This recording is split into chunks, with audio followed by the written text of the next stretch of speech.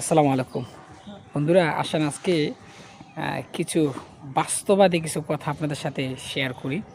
আপনারা অবশ্যই নিজেরা এটার সাথে রিলেট করতে পারবেন যে আসলে আমি যে আজকে যে কথাগুলো বলতেছি এই কথাগুলো আমার ঠিক আছে কিনা। দেখেন, বিশেষ করে আমি আমারটাই বলি। আমার যখন কোনো স্কুল পুরো বন্ধ থাকে বা আমার কোনো কাজ টাজ থাকে না, তখন আমি মনে করি যে আমি একটু রিল্যাক্সে থাকি বা একটু আমার নিজেকে একটু সময় দেন। প্রকৃতপক্ষে আমি যখন বাড়িতে আসি, আসার পরে আসলে আমি আমার সন্তানদেরকে যখন সময় দিই, চেষ্টা করি যে আসলে সর্বোচ্চটা দেওয়ার। কারণ আমি আমার বাচ্চাদেরকে আমি খুব ভালোবাসি এবং কি তাদের সাথে আমি সময় কাটাইতে আমার খুব ভালো লাগে।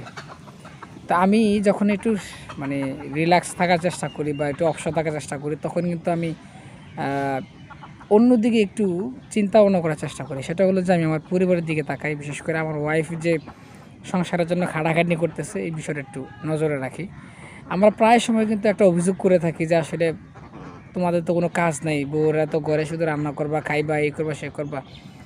প্রকৃতপক্ষে যারা দায়িত্ববান মহিলা, যারা স্ত্রী, যারা তারা আসলে কিন্তু তার পরিবারের জন্য অনেক কিছু করেন, অনেক কিছু স্যাক্রিফাইস করেন, যেটা আমরা আমাদের পুরুষদের চোখে হয়তো পড়ে না, বা পড়লেও হয়তো বা আমরা সেটাকে বলি না। আসলে এই দিক থেকে আমরা অনেকটা পিছিয়ে আছি স্বামীদের ক্ষেত্রে আর কি। দেখেন, আমি যখন থাকি বাসায়, আহ, চেষ্টা করি সর্বোচ্চটা আমি আমার সন্তানদেরকে দেওয়ার জন্য। পাশাপাশি আমি এটাও খেয়াল করি যে আমার ওয়াইফ কতটুকু তার পরিবারের জন্য করে বা আমার মা তার সংসারের জন্য কতটুকু করে। দিন শেষে আমরা এতটাই অকৃতজ্ঞ যে আসলে তাদের যে এই কৃতজ্ঞতা, তাদের যে এই স্যাক্রিফাইস আমরা কিন্তু কখনোই স্বীকার করি না এবং তাদেরকে বলি না যে আসলে তুমি সকাল থেকে সন্ধ্যা পর্যন্ত এই কাজগুলো করো। তুমি বাহিরে, আমি বাহিরে কাজ করি, তুমি ঘরে সমান তালে কাজ করো। আসলে তুমিও সমান এটার প্রাপ্যতার অধিকার তুমিও রাখো। কিন্তু প্রকৃতপক্ষে আমরা কিন্তু সেই জিনিসটা করি না। আমরা কিন্তু সেই কৃতজ্ঞতা স্বীকার করি না, যার কারণে আমাদের সবচেয়ে বেশি সমস্যাগুলো কিন্তু এখন আমরাই ফেস করতেছি, বা আমাদের সমাজে কিন্তু এই জিনিসটাই আমরা সবচেয়ে বেশি দেখি। যার কারণে আমরা যে একে অপরের প্রতি এই যে কৃতজ্ঞতাবোধ না থাকার কারণে কিন্তু আমাদের সংসারের মধ্যে টুকটাক ঝামেলা হয়।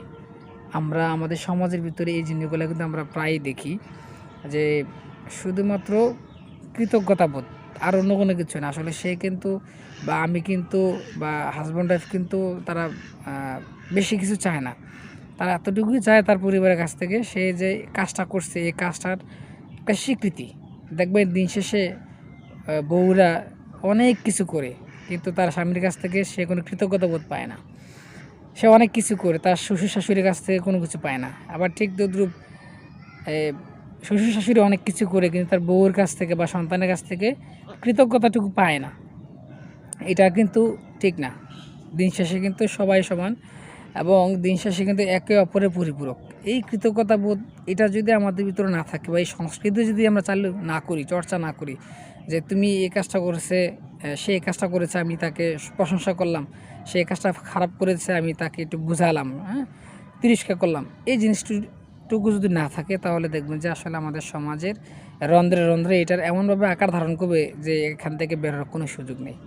তো এই কারণে বলবো, প্রকৃতপক্ষে পুরুষ এবং মহিলা যারাই থাকুক না কেন, পরিবারের পাশাপাশি যারাই কাজ করে, উভয়কে সম্মান জানাইতে হবে, কথা বলতে হবে এবং শ্রদ্ধাবোধ থাকতে হবে, কৃতজ্ঞতাবোধ থাকতে হবে। তখন দেখবেন যে একটা পরিবার ভালো হবে এবং সুন্দর দিকে এগিয়ে যাবে।